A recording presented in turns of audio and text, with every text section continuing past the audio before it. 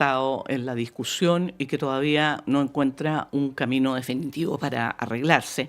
Y tomamos el primer contacto de esta mañana con la presidenta de la Comisión de Salud de la Cámara de Diputados, Ana María Gasmuri, ¿no es cierto?, integrante del Partido Acción Humanista. Muy buenos días, diputada. Muchas gracias por conversar con nosotros a esta hora de la mañana. No, encantada. Así que muy buena conversación para partir el día y después parto a San José de Maipo, otra buena semana ya en días territoriales, así que también harto trabajo ahí desplegado en el distrito. Harto lugar que recorrer y seguramente van a tocarle el tema salud, Es que diputada. el tema salud es tocado en todas partes, no importa cuál sea el tópico porque tú te reúnes, siempre aparece el tema salud porque está, por supuesto, dentro de las principales preocupaciones de la comunidad y es razonable. Está en el centro de pensar en una vida, ¿cierto? En una vida medianamente equilibrada y de bienestar, el poder tener resueltos los temas de salud y la salud siempre está en el centro de las preocupaciones. Diputada, concretamente el tema de la llamada crisis de las ISAPRES. Digo llamada porque algunos pareciera que apuntan más bien a las responsabilidades de las autoridades y no a la responsabilidad de las ISAPRES en esta crisis. ¿Tiene alguna solución que implique que efectivamente se cumpla total y absolutamente con el fallo de la Corte Suprema sin que estas entidades privadas quiebren? Mira, me parece súper interesante cómo lo planteas porque la verdad es que aquí tenemos que primero hacer un poquito de historia, un poquito de memoria y entender por qué se llega a la situación en que estamos hoy día. Y tenemos que recordar que han sido el actuar de las propias ISAPRES, sus ilegalidades, sus cobros abusivos, el no haber acatado los primeros fallos incluso a tiempo, el haber actuado de una manera reñida con la ética, hay que decirlo, porque estamos hablando de salud. Recordemos dichos como, por ejemplo, que las ISAPRES no se pueden dar el lujo de tener enfermos. O sea, recordemos un poco la historia de abuso que ha significado las ISAPRES en nuestro país. Hagamos un poquito de historia. Entonces, si hoy día las ISAPRES están en la situación que están, ha sido por su propio actuar, por su propia trayectoria. Y hoy día querer, frente a la crisis que se genera, cambiar este discurso, relativizarlo, limpiándose responsabilidades como si fuera culpa del gobierno, del sistema político o de la sociedad chilena. La situación en que estamos, la verdad es que me parece hipócrita. Y es de alguna manera, tomar una actitud de víctima para eludir que la única responsabilidad estuvo en el manejo abusivo hacia la ciudadanía chilena de parte de las propias ISAPRES. Eso como primera cosa. Y aquí recordemos, hagamos historia. Entonces, ¿cómo pasó esto? Justamente el año 2010, por primera vez, el Tribunal Constitucional derogó por inconstitucionales numerales, ¿cierto?, que tenían del Ministerio de Salud, que tenían que ver justamente con la posibilidad de la tabla de factores según edad, sexo, que aplicaban las ISAPRES. Entonces, ya desde el 2010 se determinó que esta tabla no era correcta, ¿cierto? Y se impartieron instrucciones sobre una tabla de factores única para el sistema ISAPRES. Después, recordemos, en 2022, la Corte Suprema acogió recursos de protección, que es lo que estaban pidiendo las ISAPRES, que se abstuvieran de aplicar esta tabla de factores que no estaban cumpliendo con las normas del Tribunal Constitucional. Entonces tenemos una falla tras otra de la disposición y voluntad de las propias ISAPRES. Con este fallo, el 2022 cambió la situación y a través de la Corte Suprema y se estabilizaron, se dieron normas claras que tienen relación con el plan base, con la tabla de factores y también con la incorporación de los no nacidos y los niños menores de 2 años.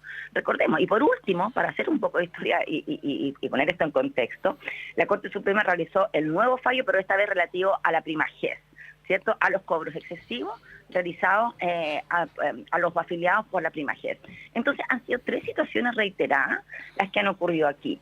Y lo que estamos viendo en estos días es que esto último está empezando a revertirse, a solucionarse, pero han sido las propias ISAPRES las que han actuado en la ilegalidad y las que no se han allanado a aplicar los fallos en los momentos que correspondían y han demorado esta transición, porque evidentemente todas estas señales eran señales de que era un sistema que no estaba siendo viable sin vulnerar los derechos de los usuarios.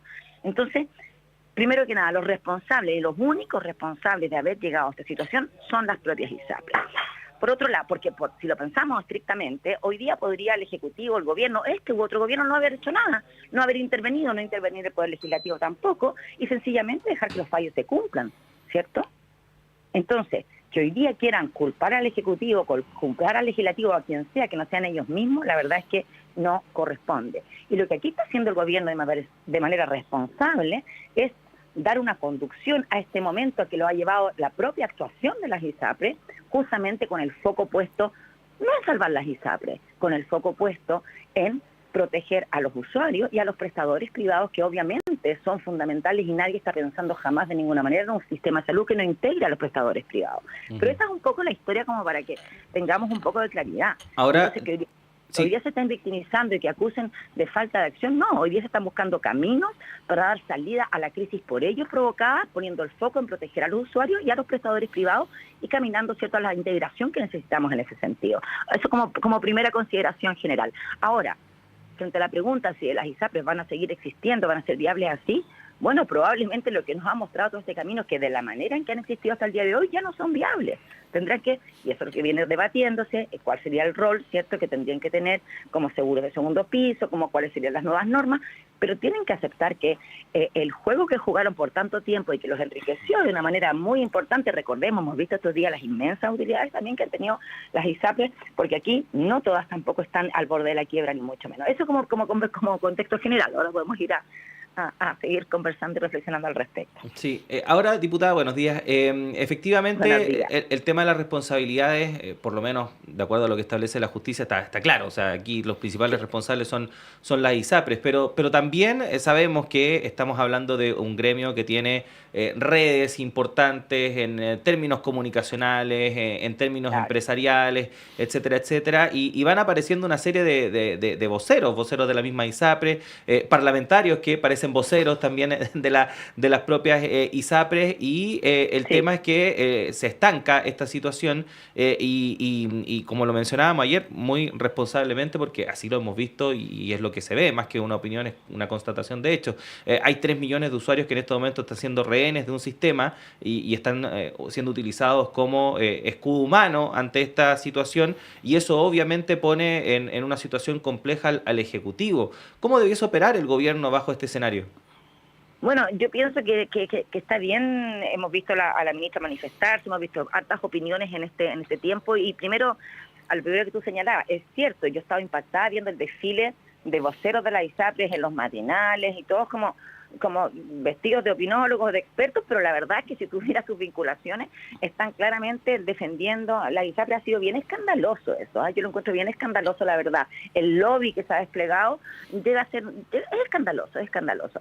Entonces, en ese sentido, yo creo que esta acusación, este querer deslindar responsabilidades, trasladándola al Ejecutivo, a la falta de acción o a la falta de soluciones, al parecer ocurre que cuando las soluciones y los caminos que se abren no son las que les agradan, denostan y dicen que aquí no hay camino, estamos en la crisis, no hay solución. Aquí se está abriendo un camino, se han presentado indicaciones, la ministra y el Ejecutivo, particularmente el conjunto de ministros, han tomado el tema para ver cómo podemos, justamente con el foco puesto en los usuarios y en los prestadores privados, darle una conducción a este momento. Y eso, por supuesto, que puede implicar que una de las ISAPRES entre en insolvencia, producto, por ejemplo, que se tiene que empezar a aplicar el fallo GESI, que ya algunos lo están haciendo.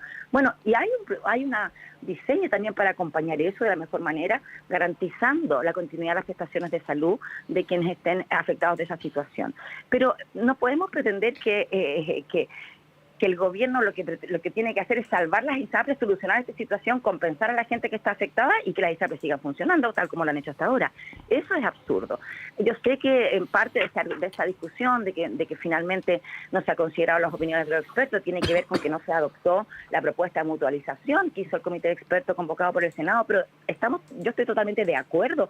Eso rayaba en lo ilegal, la verdad es que esa mutualización no correspondía, porque se afectaba la propiedad privada de los excedentes de cada una de las personas, de las deudas de cada una de las personas, de los afiliados, y no correspondía esta mutualización. Entonces, al parecer, cuando las soluciones que se proponen, los caminos que se proponen, no son los que le acomodan a las ISAPRES, acusan de falta de conducción o falta de camino. Yo creo que es importante seguir avanzando. Estas 2 semanas son clave. El Ejecutivo está encima de esto porque, obviamente, nuestro foco está en proteger a las personas. El sello de nuestro gobierno, del gobierno del presidente Boric, además, es totalmente hacia la seguridad social, hacia la preocupación sobre todo de mirar integralmente el bienestar y la salud de las personas. Entonces, evidentemente que jamás este gobierno, el Ejecutivo dejaría sin conducción un proceso como este, aunque, reitero, podría sencillamente no haberse involucrado y haber dejado que se cumplieran los fallos de la Corte Suprema como corresponde. Entonces, se está dando una conducción, se está pretendiendo de alguna manera que esta transición provocada por las propias esta crisis, para salir de la transición, para salir de la crisis provocada por la propia ISAPRE, está teniendo una conducción, pero tenemos que terminar con este clima de odiosidad instalado también por los medios, queriendo justamente a no hacerse cargo de sus propias responsabilidades y victimizarse. A mí me ha sorprendido esta victimización. ¿Qué hay que hacer ahora? Bueno, seguir. Aquí sigue el debate, empieza el lunes en la Comisión de Salud del Senado, se va a continuar viendo esto, ¿cierto? Hay aspectos de la ley corta que está planteando el Ejecutivo adelantarlo justamente para poder dar cierta estabilidad al sistema. Entonces, cuando hablamos de dar cierta estabilidad al sistema, no se está hablando de salvataje de las ISAPRE, no se está hablando de eso, sino que justamente el foco puesto en la protección de las personas, que el sistema que, bueno, probablemente si me preguntas a mí, ¿tendrán que desaparecer las ISAPRE? Sí, yo pienso que tal como las conocemos hoy día no son viables. Ya demostraron, digamos, que pudieron perjudicar fuertemente a muchas ciudadanas y ciudadanos, cobrándoles de más, abusando de ello.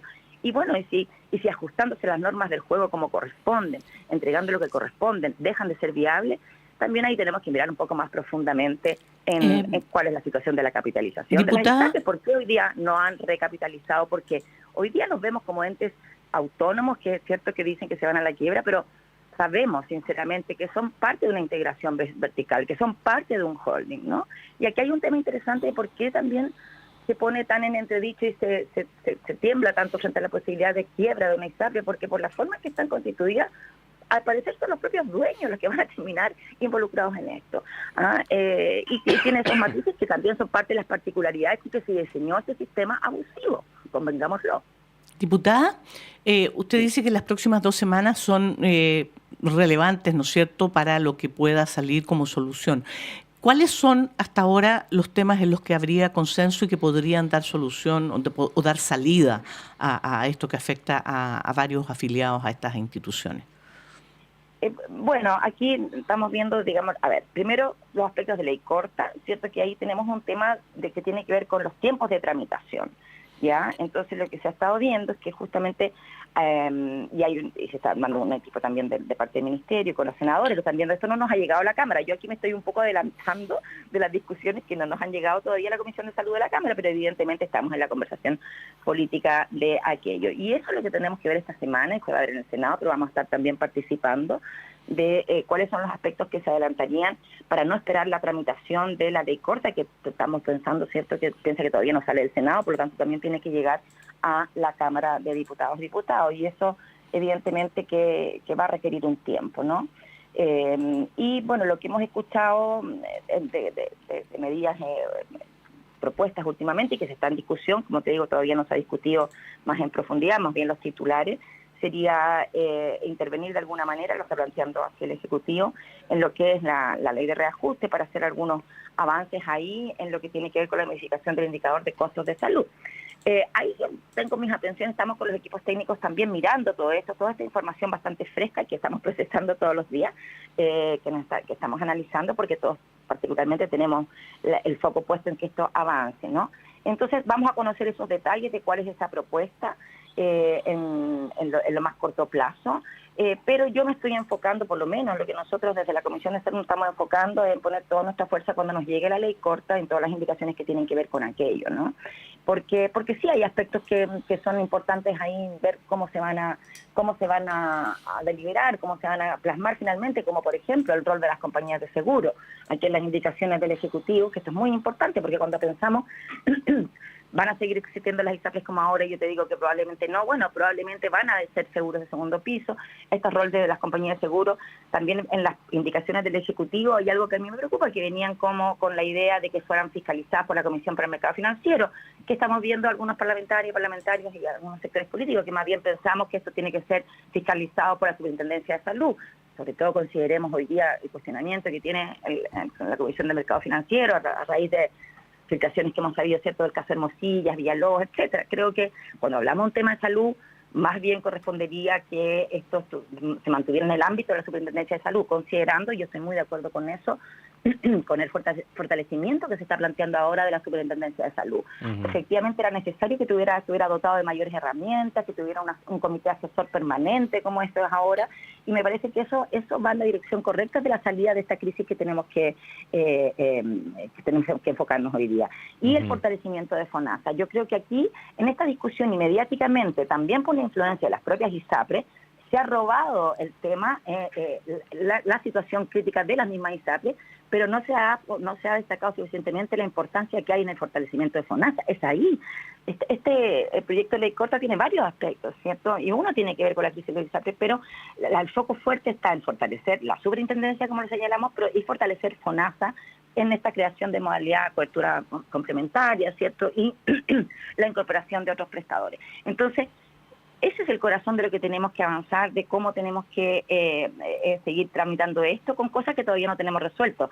La modalidad y plazos de devolución, 10 años. Yo sé que a mucha gente le ha choqueado ver que esta propuesta, ¿cierto?, de que las ISAPRES tengan 10 años para devolver lo adeudado. A mí también me sorprende y me puede molestar, pero por otro lado, ¿cierto?, la pregunta de o los devuelven así o terminan no devolviendo nada, también tenemos que verlo. O sea, lo importante, ¿cierto?, es que esto termine ocurriendo y que a cada persona que se le adeuda reciba. Entonces tenemos que resolver muchos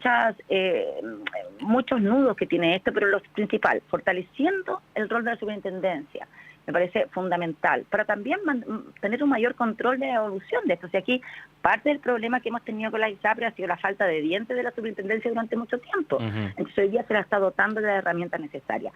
Lo que pase en las próximas 2 semanas va a ser importante. Ahora, yo estoy optimista porque, y lo digo con bastante tranquilidad y convicción, yo creo que está todo el ánimo en el Senado de llegar a acuerdo en esto, que es la primera instancia que hay que resolver. Así lo hemos conversado, yo he conversado con distintos senadores y creo que se han ido acercando a las posiciones con el Ejecutivo y ese es un muy buen primer paso. Y por supuesto que estamos también en la Cámara con toda la disposición para recibir lo que de ahí venga. Ahora, dejando súper claro que lo que se defina y decida en el Senado, en la Cámara de Diputados lo discutiremos en su propio mérito. Eso también es súper importante dejarlo claro y en este periodo de presidencia yo creo que ha quedado en evidencia eso, o sea, considerando y respetando al máximo y participando incluso de la discusión que ocurre en el Senado, nosotros nos tomamos nuestro propio espacio deliberativo porque incluso tenemos equilibrios políticos distintos en cuanto a la composición, ¿no? Entonces también hay aspectos ahí. Entonces tenemos harto trabajo, está interesante, pero la tranquilidad es que se le da, los usuarios no se van a quedar sin protección. Y eso es lo fundamental. Los prestadores privados van a seguir teniendo un rol fundamental. Y esperamos que la ISAPRE encuentren su espacio redefiniéndose de manera que encajen en este nuevo sistema hacia el cual tenemos que avanzar. Sí. Diputada Ana María Gazmuri, presidenta de la Comisión de Salud de la Cámara de Diputados y Diputadas, agradecerle que haya estado conversando con nosotros. Que tenga un buen día. Muchas gracias, que estén muy bien. Buenos días. Buenos días. Ahí estaba entonces la diputada Ana María Gazmuri conversando con nosotros respecto de la crisis de las ISAPRES. Son las 7 de la mañana con 58 minutos, pero también tenemos otras informaciones.